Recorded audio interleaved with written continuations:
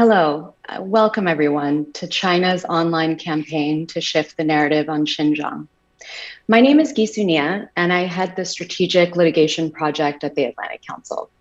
The Strategic Litigation Project at the Atlantic Council advises on the inclusion of legal tools as a part of foreign policy with a focus on prevention and accountability efforts for atrocity crimes, human rights violations, terrorism, and corruption offenses.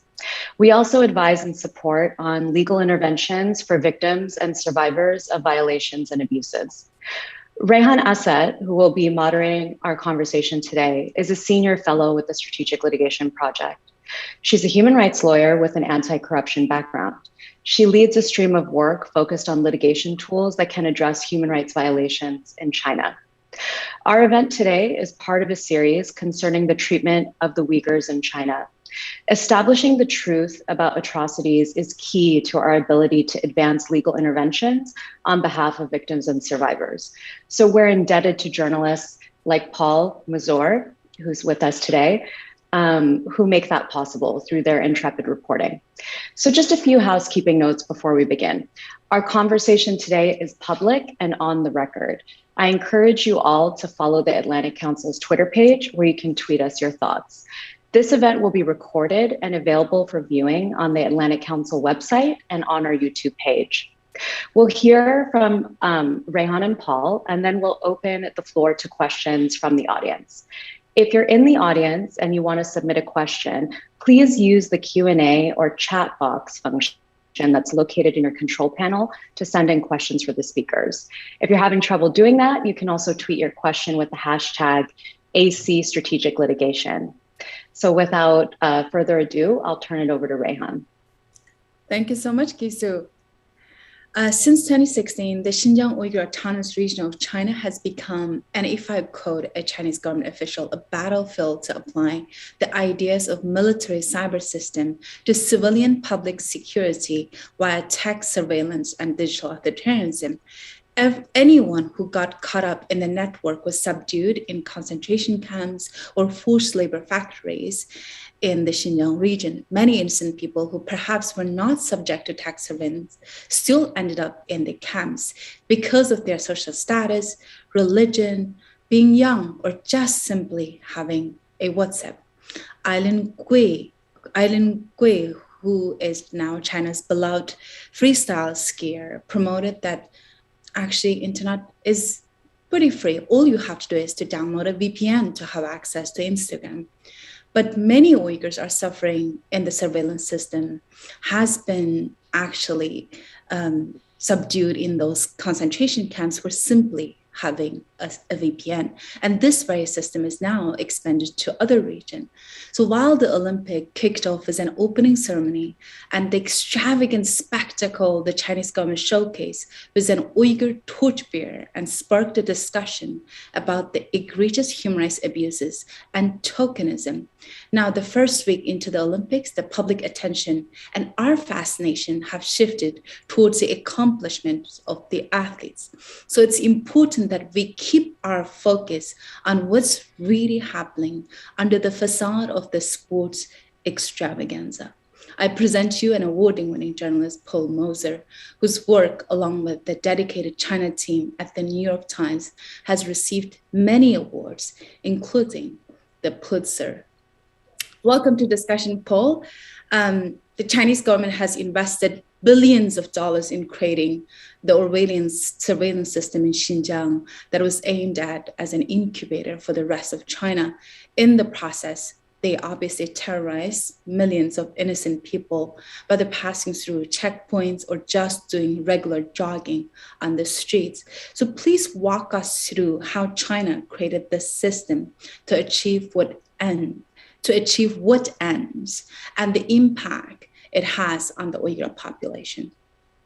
Sure. So I think, there's a lot we can cover today. And I think I'll just kind of try to start off with a brief history of, what the sort of elements of digital authoritarianism that we see in Xinjiang are and how they've come to form. And I want to cast back actually a little bit all the way back to 2009 and the riots in Urumqi.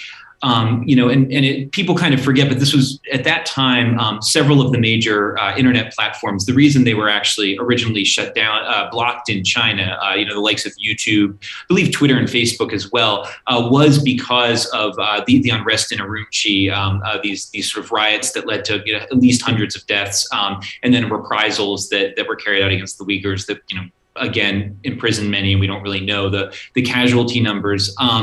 But during that period, right after those riots happened, the internet was taken down. And not only was the internet taken down, the ability to call outside of the country was also cut. And so I traveled there. I traveled all around the region, actually, back then in 2009. And it was remarkable. We're talking today, I think, a little bit about the way there's an attempt to kind of change the narrative on Xinjiang. And even back then, the idea of cutting the internet was a projection of power and a way to kind of cut off any kind of coordination that might be happening in any attempt to smuggle away people who might be targeted by the Chinese state. But it was also an attempt to stop any kind of news from coming out of Xinjiang at the time.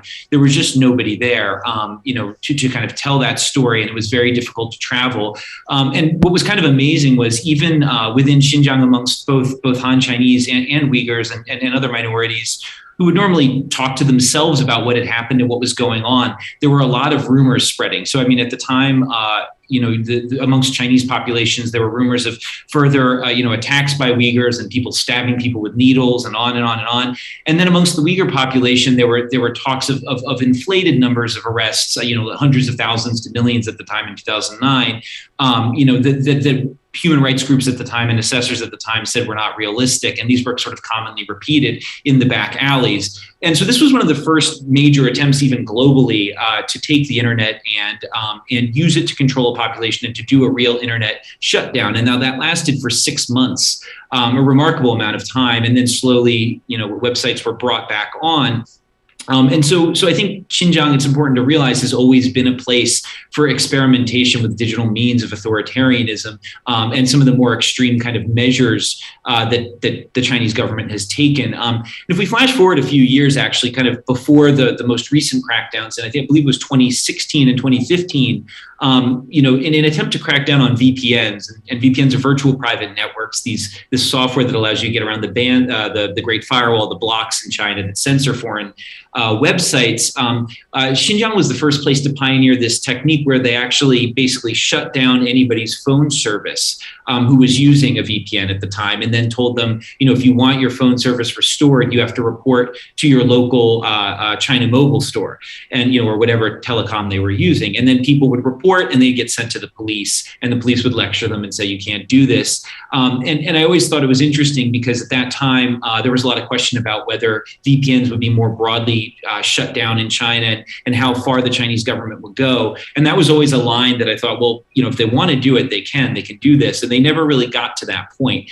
So we see, sometimes people talk about Xinjiang as a kind of a place where we see certain extreme digital measures that are going to come to the rest of China ahead of time. I don't really think of it that way. I think of it more as a laboratory where we see sort of the ability to, a sandbox, if you will, where you kind of, the government is playing around with these means of technological control and basically seeing what works and what doesn't work. And the thing is, it can get away with a lot more out there. There's a lot more privileged people and connected people in East Coast cities where if you tried to take away their VPNs and so on, you might run into trouble. So we see measures in Xinjiang that actually, we've never really seen, even years ago, 5, 6, 7 years ago, that we have not seen come to sort of the rest of China. So it's not to say that Xinjiang is necessarily where China's future on the East Coast goes. It is a particularly repressive experimental region for the government.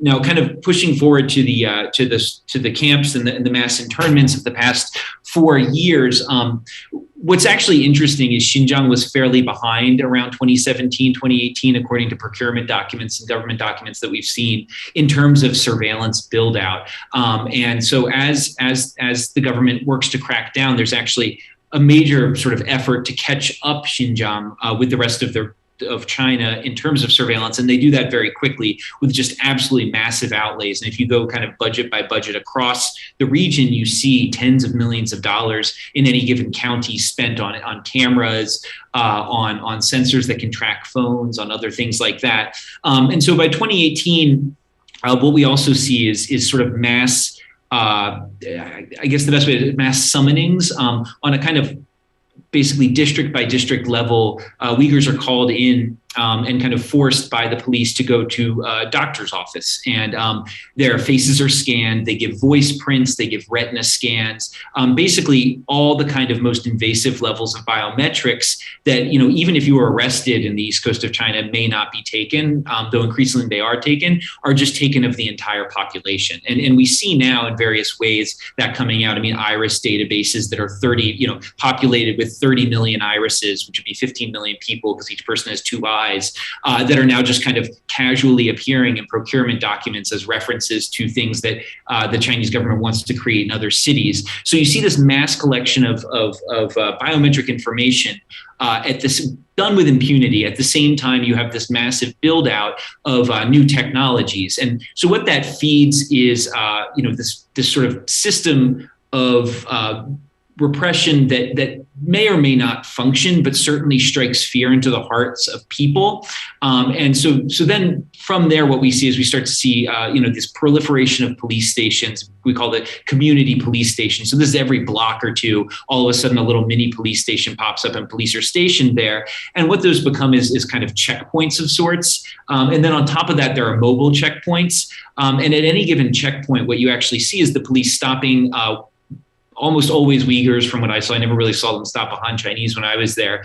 And sometimes check their phones, sometimes check their IDs. Oftentimes, one of the really interesting devices that's very low tech in a way is they would have these little kind of tabletop scanners. And it's a facial recognition scanner, but what it does is you put your national ID on the scanner, and it looks at the photo on your national ID, and then it takes a picture of you, and it compares the two to see if you're carrying the right ID.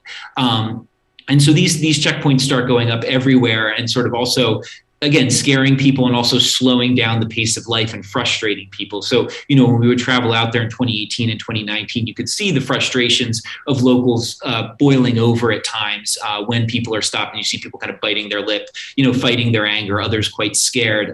The other interesting thing, and then I'll kind of stop on the surveillance, we can maybe move on to the narrative point of this, is these larger checkpoints that would exist in between cities and on the ways in and out of cities. And these look basically like toll booths, what you would think of as a toll booth in the United States. And so you have a couple of lanes and basically cars pull in, and you have to scan your face instead of handing off money. You scan your face and show your ID, and then it marks who you are and allows you to go in, or flags if you're in a database, where they're looking for somebody, it would flag you at that point. If you travel on public transportation, your bus is stopped, and everybody basically, every Uyghur would have to get out. We saw the Han generally were allowed to stay in the bus or walk through, but the Uyghurs would get out. And that speaks to the kind of apartheid nature of what was going on, what is going on. You would basically, people would be filed through what is effectively a large warehouse, where again, it's almost like an airport security check. And there you have a dozen kind of kiosks, and at each kiosk, people have to take a picture of the faces taken while they scan an ID card, and then they go through. And what's interesting is when we saw the back end, the databases, which we collected in our reporting, you could actually see how in some ways the cameras weren't particularly effective at following people because live facial recognition is not that effective. But if you make enough checkpoints and you scan people's IDs every time they go through a checkpoint, you effectively get a map of where they're traveling at any given time. And from that, you can decide whether, their behavior is aberrant according to whatever, Chinese police calculation that would be, and arrest them or not. And so, you would see people going to bus terminals or traveling between cities, and all of those times would be marked with the ID scan. And the facial recognition may not be working, but the ID scans absolutely were.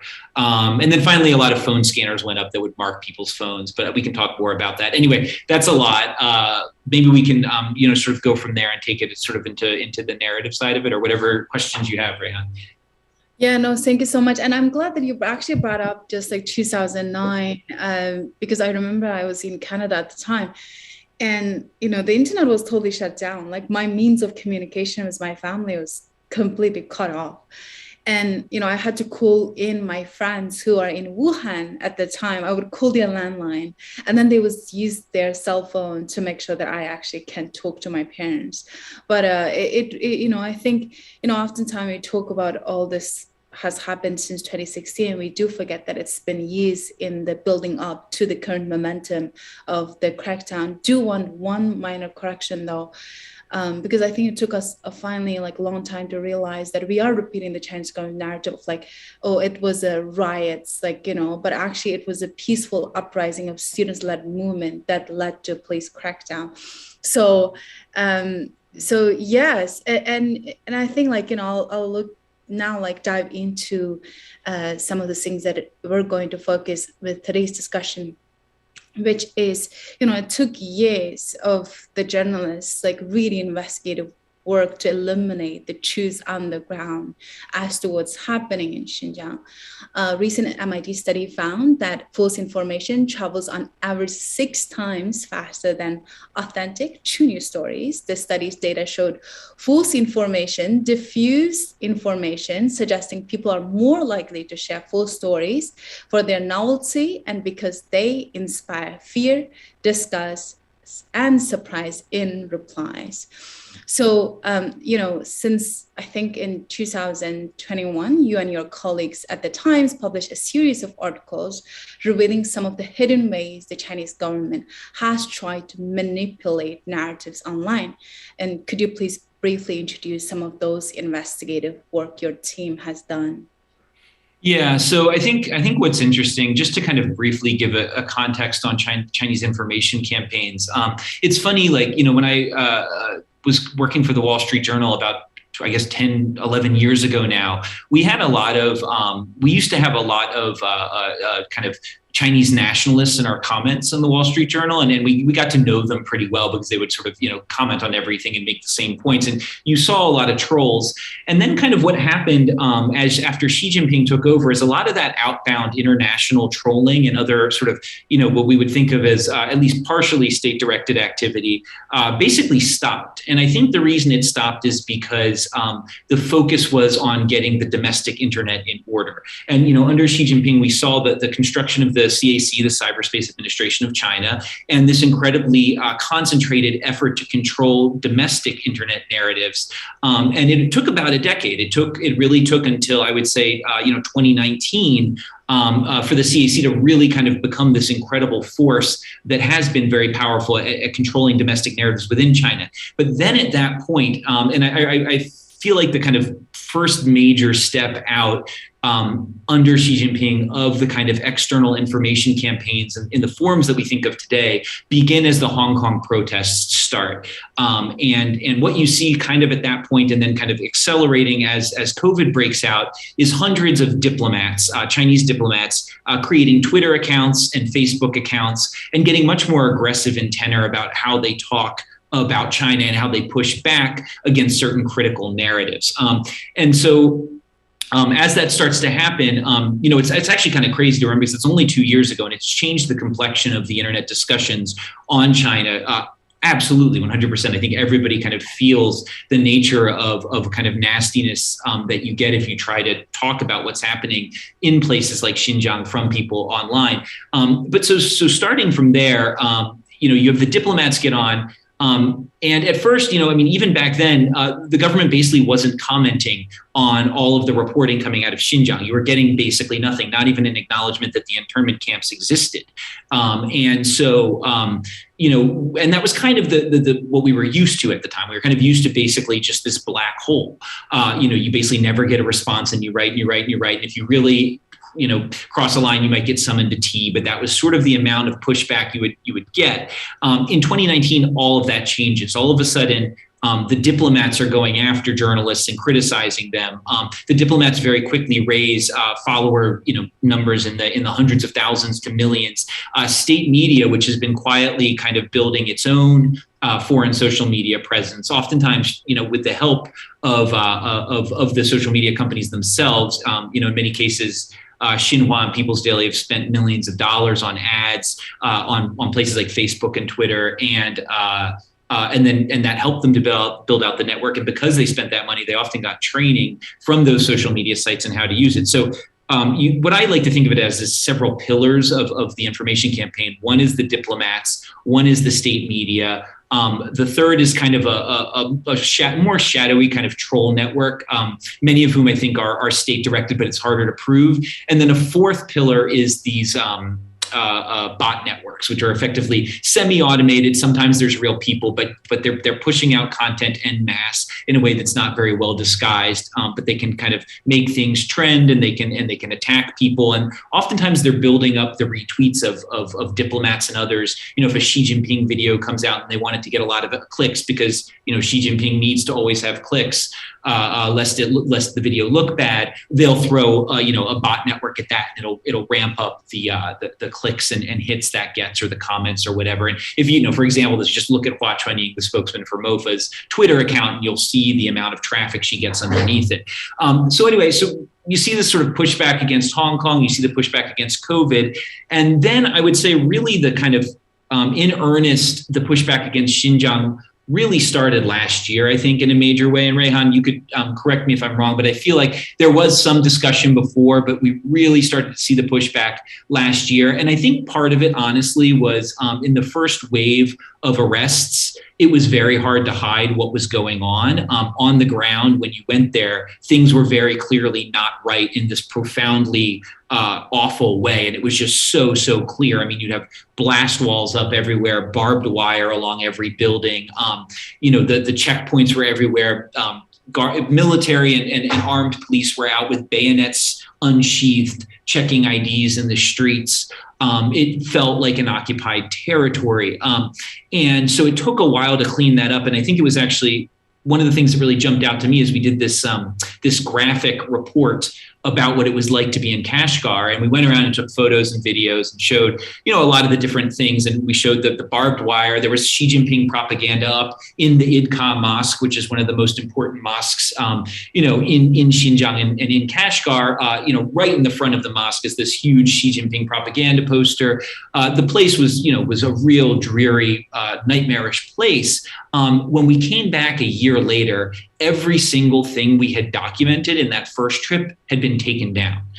Even just kind of random corners where I got taken a shot of barbed wire in front of a school, that was gone. The Xi Jinping propaganda in Idka Mosque, that was gone. A bunch of the checkpoints were gone.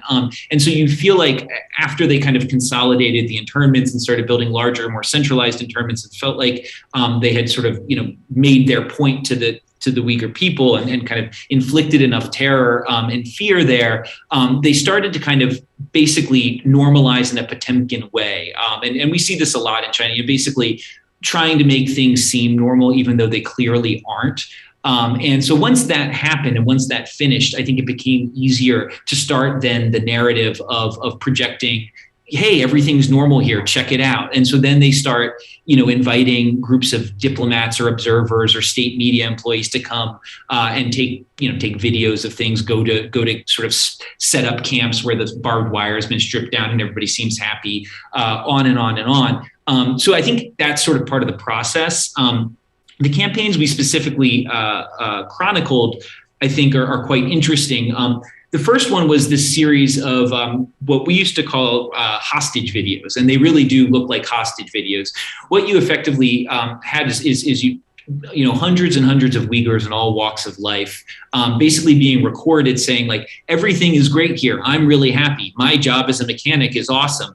And then they would usually switch to vitriol against Pompeo. And they would say, Michael Pompeo, Secretary of State, he is an evil man and a bad man. And, he's slandering our Xinjiang. How dare he? And so, there was basically a script and there was some variation on the script. And we actually wrote a program to kind of break down and analyze the similarities. And, there were a huge number of stock phrases kind of loaded in this content.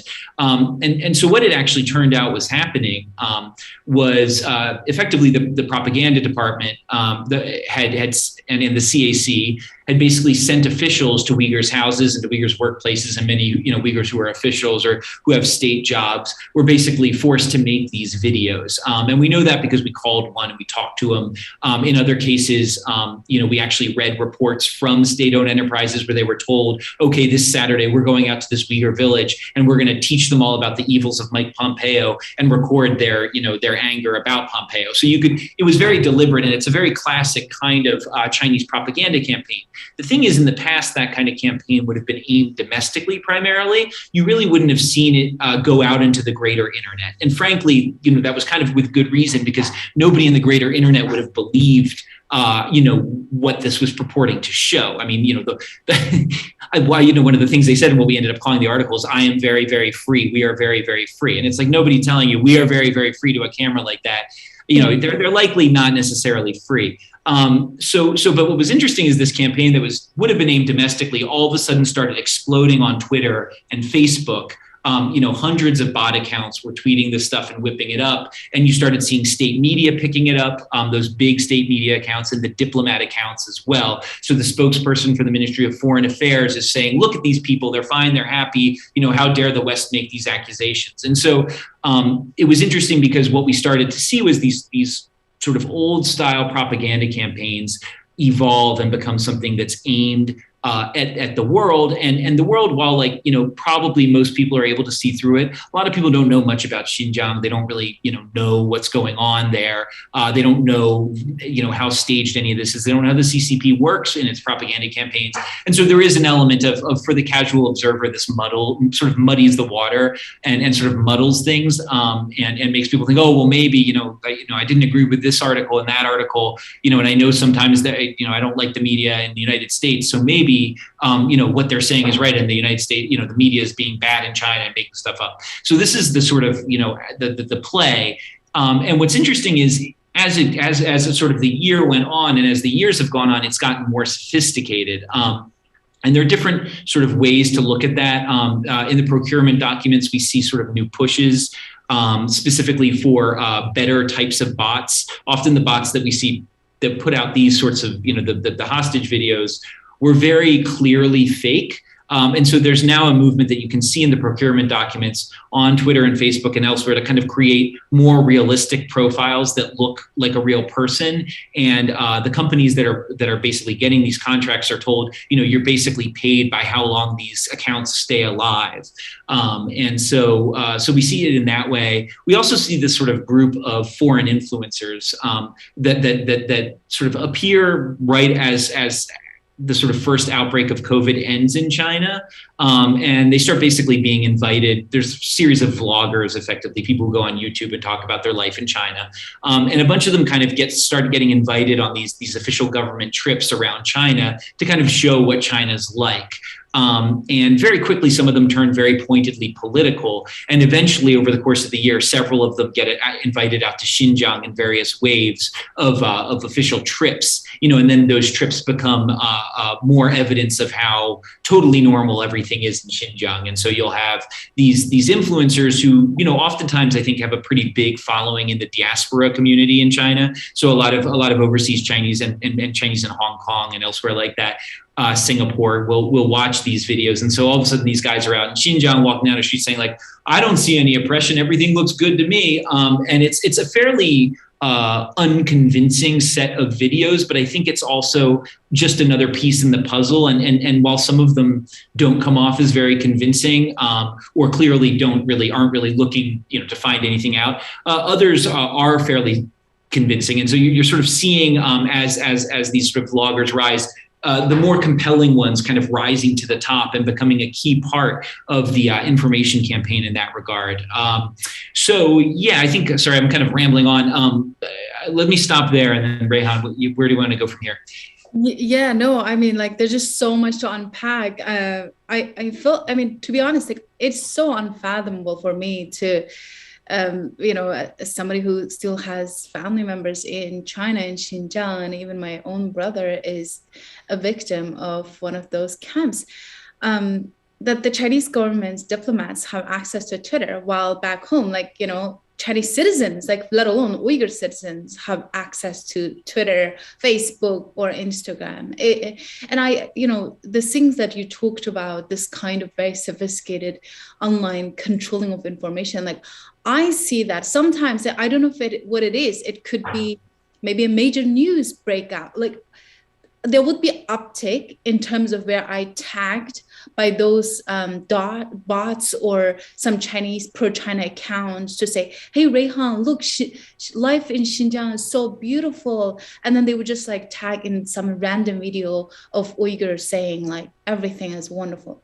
Yeah. One thing I noticed though, like, because we're talking about an authoritarian government, but it's a very much control, like, China controls speech. So even though there is a very well orchestrated disinformation campaign, but because China censored speech, you can only propagate the information that the state provides you. You cannot just say anything beyond the lines of that Uyghurs are happy. There are several lines. And I think that provided you sort of insight as to what's happening in terms of their broader campaign. You were able to match some of the statements of like different various videos, but the overlying line is that either because of the Secretary Pompeo designated what's happening in Xinjiang as genocide, so it's targeted at him. So I guess that tension between states censoring information and very tightly controlling even its propaganda, in some ways, would you say that it actually did provide you insight? Yeah, I mean, it's bound to fail, or you think that because of these foreign influences, the Chinese government is deployed and what we call useful influencers, useful idiots, you may defer, or they still can succeed? Well, so I think it's interesting because there is a way that state media is very uncredible outside of China because they have to stick to a fairly rigid sort of dogma in terms of talking about issues, and there's just no nuance at all. You can't acknowledge any fault in anything at all. In Xinjiang, the policies have been an utter and smashing success, and the economy is booming, and everybody's happy. Like there's no, more people, according to Chinese government surveys, like Xi Jinping than like ice cream. It's just there is no reality to it, and any thinking person can see that. Any person with a sort of shred of analytical ability can kind of understand, okay, this is going too far. Nothing is this great, but what I think is interesting about the foreign influencers is, in a way, they aren't, at least not yet, as under as close a kind of watch. And I think it is allowed a kind of middle ground where a lot of them will acknowledge, okay, yeah, of course, some Uyghurs were put away without a good reason. Like, I don't deny that, but what was China going to do? There were attacks, and they needed to take control. So you see these arguments being made in a way that are more similar to the kind of political discourse I think we would be used to, on say, Fox News or CNN or MSNBC in the United States and around the world in democracies, and that becomes much more compelling because if the first thing somebody says is like, no, everybody's happy, everybody in the camps is just learning how to get better jobs, and you're a liar for saying anybody's unhappy. That clearly doesn't pass muster. And so I do think that the foreigners, in a way, bring in a half step and a way of kind of laundering these ideas, but in a more credible fashion that is very powerful. It remains to be seen whether they'll be reined in at some point. If the wrong cadre sees them saying there were problems in Xinjiang and people were arrested unfairly, that could get them into trouble as well. I actually worry in some ways about what could happen to them in the long run because they've become such a key part of this information campaign and they're not reined in the same way. I do wonder if they aren't in danger. But at the same time, the government side, it is very, it is fairly unsophisticated, and it does come off as very hollow in a way. And we haven't seen a lot of evidence that they're sort of evolving around that. But what I will say is it kind of doesn't matter in some ways. I mean, the philosophy is sort of shout very loudly and do it as often as possible. And if you do that, you shut down discourse and you kind of drown out people's ability to find other accurate information. And so, when we were looking at some of this, there was some researchers in Yale who had done a study that looked at basically just people who had tweeted mentioning Xinjiang. And the most popular things, YouTube videos shared of the, several 100,000 tweets that mentioned Xinjiang were basically all these useful foreign influencers and Chinese state media. I think there was one Western media video among the top 10. Xinjiang, it's sort of worth remembering, is kind of a niche topic to most people around the world. It's not a place a lot of people know about. And so, for a regular person, say living in Germany who is doing other things, they may just see something very briefly. And if you dominate the discourse so intensely, you make it much harder for them to see that stuff. And even if they see it, if they all of a sudden see 17 complaints about a story saying something bad is happening, it makes them, question like what was authoritative all of a sudden becomes, well, maybe this really, maybe it's not as bad as that. Who knows? I don't have time to figure it out. And so it muddies the waters in a way that I think for regular people who otherwise might be more willing, to kind of listen and believe it.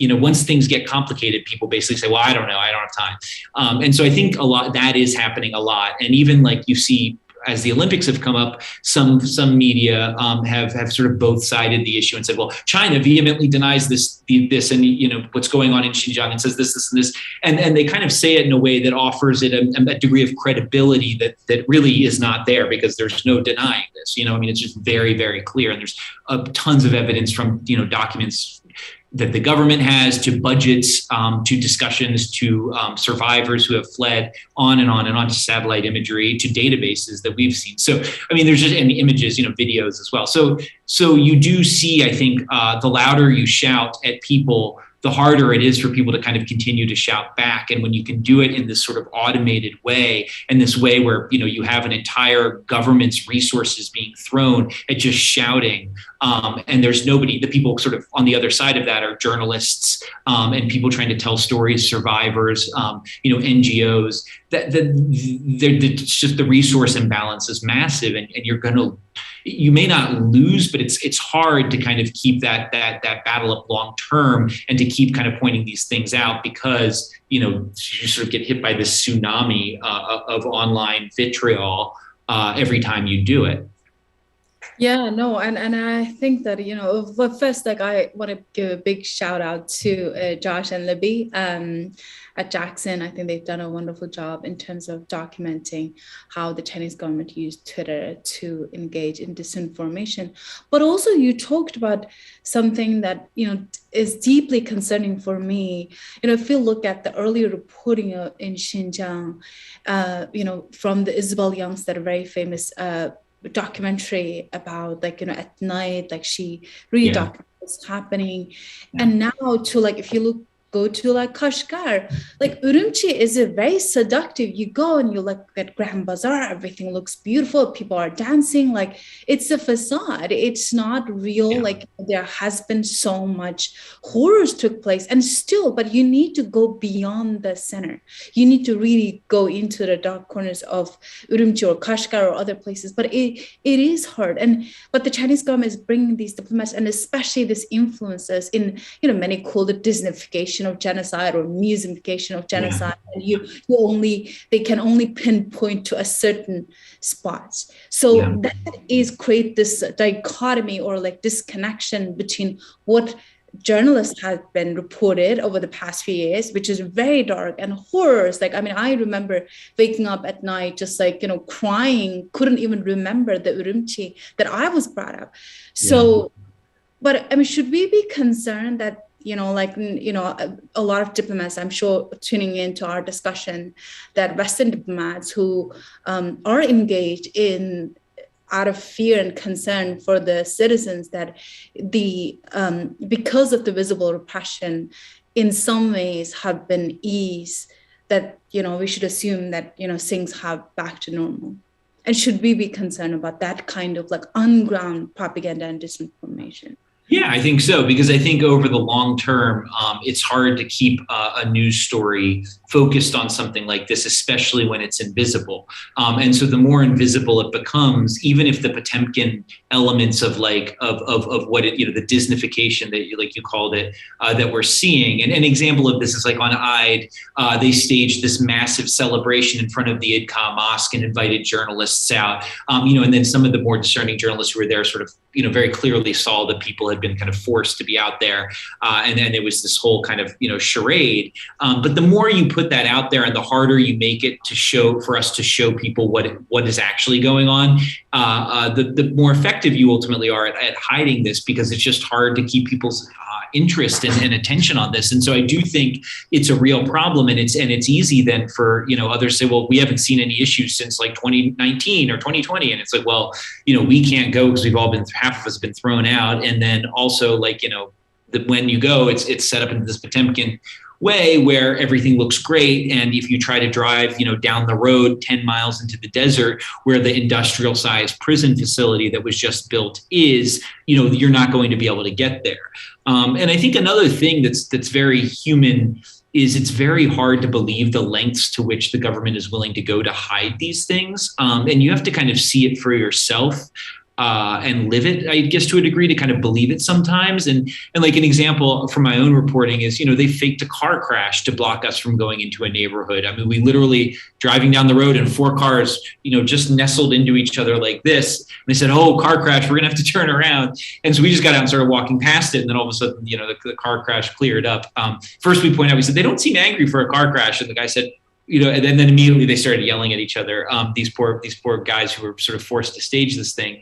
And so it's hard to believe the level that they're, the lengths that they're willing to go. We tried to stay in another town where we were investigating this, genetic sort of program to kind of basically take DNA and learn what people's faces look like from it. And the only hotel in town that could support foreigners, the day we landed, unfortunately had both an electricity outage and a water break. And so all of a sudden, like, oh, it's flooded and it's dangerous. You can't stay here. I'm like, can we stay anywhere else? I'm like, no, you have to leave town. They're like, oh, what a bad coincidence. So you do see this a lot, and you have to kind of live it, I guess, a little bit to really believe and understand that this is the length they're willing to go. And if you don't, it does kind of beg your belief. It's hard to believe that this is really, all a charade, and that the government would really go to these lengths or could go to these lengths. And in China, that's very, very normal, but it is hard to understand. So, yeah. Yeah, no, and I see that just so much so. And, the other thing that I realized that, it took years for us to build the momentum, but disinformation actually distorts the truth, and break that momentum, break that civic engagement. It took years for the Uyghur diaspora community to get the lawmakers, policymakers to care about this issue, and with the support of journalists and NGOs.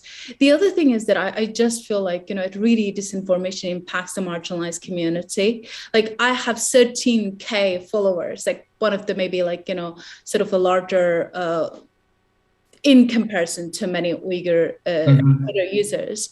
But then you have Chinese government officials who has hundreds K followers. Yeah, maybe millions. Yeah. It's not even comparison. What they're propagating versus, because they do tweet those accounts, it's very different than, my message, which is hey, this is what's happening. And totally. So much. And I do think we have several questions, so I'm going to take them.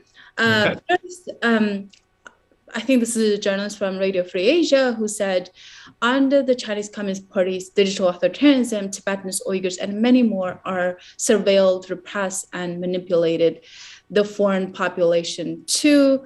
Has CCP's digital authoritarianism gone global?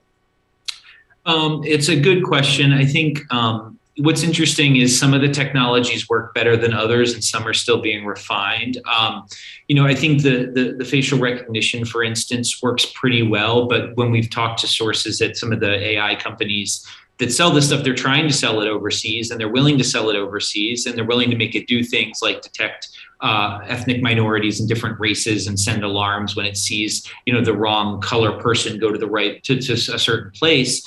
but oftentimes it doesn't work that well. And so what's interesting is the massive sort of government expenditure into the kind of first wave of this technology oftentimes bought stuff that isn't functioning all that well, and kind of needs to be refined and iterated and is still kind of being perfected. And so a lot of times when they go to sell this stuff, they've struggled, at least, in the past couple years, because once you have to really sell it, people are watching, doing a test deployment of it, they see that actually, this isn't working as well as we had thought. That doesn't mean that it's not happening, and that doesn't mean that government expenditure isn't having a big impact on the industry at large, because ultimately, when you have China's government spend billions and billions of dollars on this technology, it creates a market for it, and it allows the design of technologies, it allows prices to come down.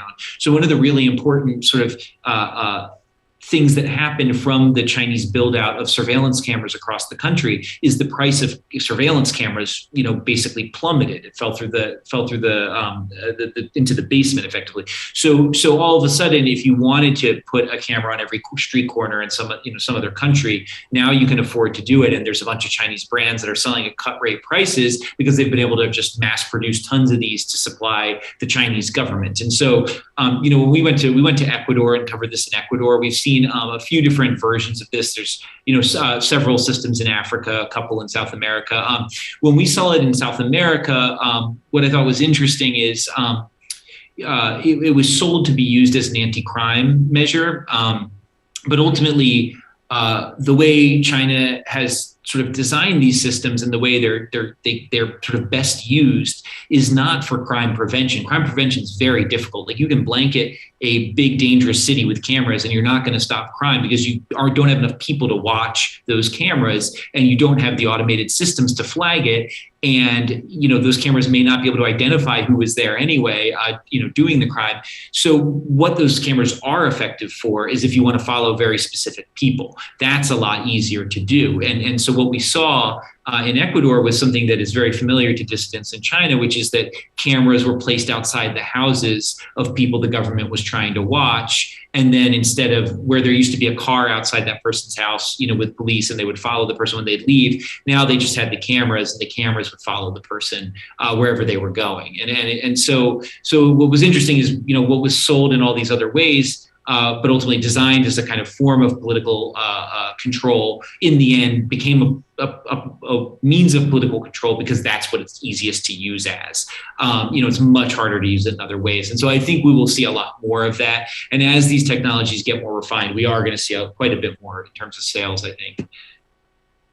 Okay, and I think a couple of questions, but I do want to highlight one thing, which is we covered a bit of the sloppy kind of handling and controlling information of the Chinese government, but also there is a level of sophistication that we haven't seen so far. Totally. Right. So, for example, let's talk about the Olympics. Like, Wall Street Journal reported that pro-China accounts have been flooding Twitter with messages that include the hashtag genocide games, in which researchers say, in an effort to dilute the hashtag's power to galvanize criticism of the Winter Olympics. Because what happens is that, it would be very difficult for the human rights movement to actually galvanize support for that particular hashtag. And they were doing that 4 months ago. I mean, when we were reporting on Peng Shuai back in December, that Genocide Olympics hashtag was already being flooded with bots at that point. And it was the same bots that were doing the kind of work to support the state, arguing that Peng Shuai was fine. And so, it's just right on through. It's been going on. They're well prepared. It's been happening way ahead of time. Yeah. So I guess, on that note, what are the platform's responsibility? And also, I'm a big proponent of free speech. Even we're living in an age of disinformation, I still believe, I don't want to stifle speech. I grew up seeing that, and I still, want to protect speech, but also I don't want hate speech, for example. So in your view, sort of having the deep understanding of these issues, at this point, A, what are the platform's responsibility? And B, the human rights movement, how do they address these issues with the support of whether lawmakers or legislation, like maybe not legislation because there would be too much a legal issue, like what can we do at this point? Yeah, I think the platform side, it is difficult. I think some platforms do better than others, but I do think, and we've seen things like labeling, which Twitter and Facebook have done, sort of label either Chinese government officials or Chinese media or Chinese employees of state media, that kind of thing, has been very powerful. And we've seen a lot of the kind of, evolution with the foreign influencers and all the rest is in part an effort to get around some of those labelings. So you do see that work very well. And oftentimes if you watch when one of during the Peng Shuai thing, for instance, when somebody like Hu Xijin, some of these sort of Chinese state media figureheads will post, immediately below, people are taking screenshots of it and circling this Chinese state media thing. And it made sort of everything seem slightly creepier because it was clear that it was Chinese state media putting this out and Chinese government officials putting this out and not just any random account or media. So that was very helpful. I do think the bot accounts, and they're getting more sophisticated, and these kind of massive amounts of trolling, and oftentimes state coordinated trolling, which a lot of times these are not, when we say bot networks, it doesn't mean everything is automated. A lot of these are real people. And it follows the same system that we see within China, which is, in China, there's hundreds of thousands of people who are given assignments to post 30 tweets a day supporting the government on Weibo. And so you see the same kind of efforts aimed overseas, and it's really hard to detect as an inauthentic thing because it's coming from all over it could be coming from all over the world with just sort of volunteers and other people who want to do this. And so it's very hard to kind of fight back against. But I do think with a lot of these bot networks, they just need to be quicker about detecting them and bringing them down. It almost feels like you need kind of a task force within each platform to kind of really watch this stuff and be very quick about it. And I mean, you can see it in the Olympics now. I mean, just the sheer number of accounts just engaging. It's not just the Genocide Olympics, it's all over. And Twitter is surely aware of this and Facebook is surely aware of this, but like how quickly can you get up and really verify? And if you take everybody down, you may take out people who do have real accounts too.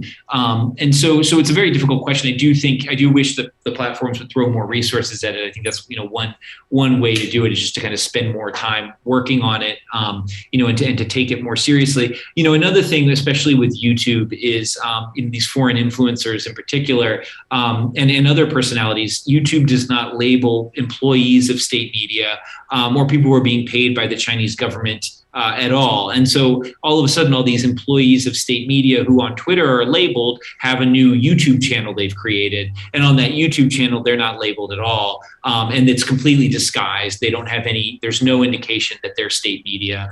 They say like, I'm a traveler and a journalist, and then up it goes. And they're building out their followings that way. And that's a major initiative by Chinese state media at this point to kind of build out those followings for their journalists, and it should be very clear to YouTube that they need to spend some time. I would think it would make sense to start labeling those. If you're going to label CCTV, but you're a premier CCTV journalist, you're not going to label when they're basically posting what they're doing for CCTV on there. And the fact that they don't have a label has made their account a major priority of CCTV. It becomes clear that that's what's going on. So I do think there's a way that they can do that.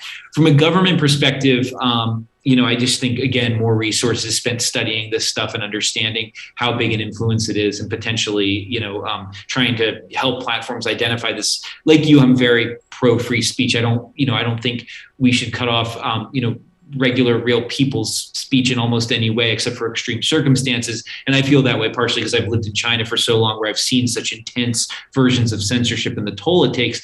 But at the same time, when these are sort of state manufactured inauthentic campaigns, more has to be done. And when the trolling is so extreme as it's been and so abusive, especially towards our Chinese American colleagues at the times, the idea that none of this is acted upon when a lot of it is very clearly coordinated by the state and whipped up by the state, like that becomes a problem. And I do think, something needs to be dealt with on that because, it does also affect the mental health of journalists and that's, and other people who are trying to talk about this stuff. There's just not enough kind of being done on that front, I don't think. Yeah, no, I agree. And because, I had two kinds of reactions. One is that, sometimes like I would receive like a hate message, maybe online harassment message. You may call like from somebody, it's like, oh, like I wish, your brother like rotten to death in these prisons, but it's hurtful. Like that is more like hate speech. It's hurtful. But then I think that just hurt me. Like it was painful. But then I start to see this disinformation and it was totally distorted. It's not even true. It's totally distorted reality. And I think for me, like that was, I had a more like outrage. I'm outraged by that. Like, how right. I had like all different kinds of reaction, because especially as you said, survivors, are the ones who brought the litany of abuses and family members. And then now like they have to face this kind of, new reality of disinformation. I think one of the questions that, Evan Ingram asked here is about your question, which is Xinjiang is, and you said like, laboratory for surveillance technologies. So his question is, what are some of the new technologies that were used there as being in Xinjiang and now have been adapted to other parts of China?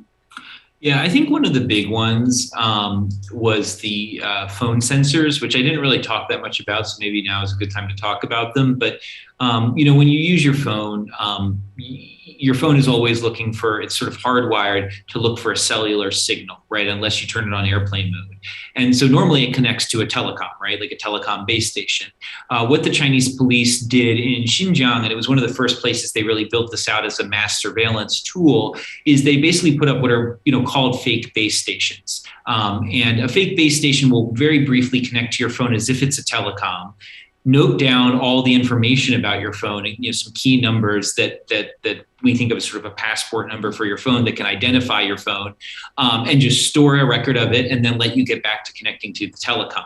There's another version of this that works for Wi-Fi as well. So if you leave your Wi-Fi scanning, it doesn't have to actually connect to the Wi-Fi. It just has to basically shake hands with the Wi-Fi and know that the Wi-Fi is there. This is how, when a Wi-Fi network pops up and you can see, Jim's Wi-Fi is next door, you're already basically handshaking with that network. And so these mechanisms take advantage of that to just sort of, again, note and take down some key information about your phone and store it.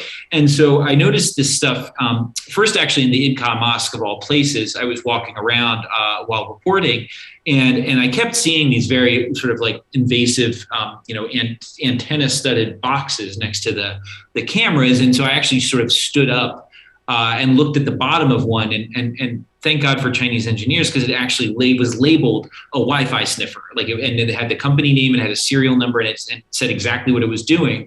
And from there, we were able to kind of identify a couple different types of Wi-Fi sniffers and fake base stations. And once I knew what they looked like, I walked around. I actually sort of basically walked every back alley in a neighborhood in Kashgar and mapped out how many there were. And there were something like 40 in what was probably maybe a square kilometer, maybe 2 square kilometers. And so it was remarkable to realize that, while the cameras were doing their work, there was also this information being taken in on phones. And in the past couple of years, we have seen a lot more governments around China buying up this technology and putting it in. And you may think, well, if you have the telecoms on your side, why would you even need this? Couldn't just China Mobile tell you whose phone is where? And the problem is it's difficult to go to China Mobile and get that information if you're local police. It's much easier to build your own parallel systems so that you don't have to mess with them and you don't have to go through the various sort of bureaucratic hoops that it would take to get there. So what you have is kind of every local police department in China building their like little kind of mini NSA function in a way. And it's very, very, interesting in that respect. And so, yeah, we did sort of see that very early in Xinjiang. Some of the other stuff, I think the biometrics, again, with things like iris scans, we've seen a few documents that sort of cite the fact that there's massive iris scan databases in Xinjiang and in other places would like the same. Same thing with voice print, which is, again, a less developed technology than facial recognition. So you do see a lot, kind of references to the databases there. And then the final thing that I think is really interesting is the kind of experimentation in other types of surveillance. And one of those is this DNA process where, basically the idea is to take a person's genetics and use it to compare to a face and try to map what a person is likely to look like based on the genetic profile they have. And we've seen research going on that, very targeted to Uyghurs, and in places where there are large camps, we see thousands and thousands of DNA records of men going into Chinese police experiments on this. And nobody has ever sort of seen the records of the signatures of consent from any of these people, and so that's a real scary thing as well. You see other kind of crazier things like beard pattern recognition, and recognizing beards as they drive by in cars and things like that. So a lot of this stuff is just kind of figuring out smaller and smaller features and tinier things that can help the government identify people and then use them accordingly. And so, you see a lot of that kind of stuff, and a lot of it is going into Xinjiang first. And I guess those would be the big things. I think the use of the databases more generally, this idea that you're storing all of this information on people, and then you're looking for aberrant behaviors that stick out from what you would, you as a police officer would consider normal. Like say, this person goes out the back door of their house too much, or this person takes walks at night. Those types of things as well. I think we see a lot of in Xinjiang because the policing was so tight and there were so many sort of they needed excuses to pick people up, and so they found them. And so now we're starting to see that same kind of watching and database sort of assembly come to the rest of China in a much quieter way. And we don't know what they'll do with that information yet, but it's certainly, being collected now elsewhere. Yeah, and oh my gosh, when we talk about Xinjiang, whether through like tech authoritarianism, surveillance, disinformation, and propaganda, there's so much to unpack, and I feel like we can go on for hours. But disinformation can distort political and civic engagement. Like this is a research finding, but as well as silence and discourage survivors and, like civil activists. So I really hope like people are not tricked by this facade that, the Chinese government has created. Like the past few years, the Uyghur homeland is marked nothing but horrors and just so much pain. Families are separated, children are raised without families' embrace and love. So I really hope with today's discussion, lawmakers, diplomats, and human rights organizations and activists and concerned global citizens continue to pay attention to what's happening and not let this disinformation to dictate the truth. The minimum that we owe it to the Uyghur community is to keep paying attention and spread awareness. Paul, thank you so much for providing us such rich information about tech authoritarianism, surveillance, and disinformation. Thank you so much. Thank you, Rayhan. Please to tune in to our future events. Thank you.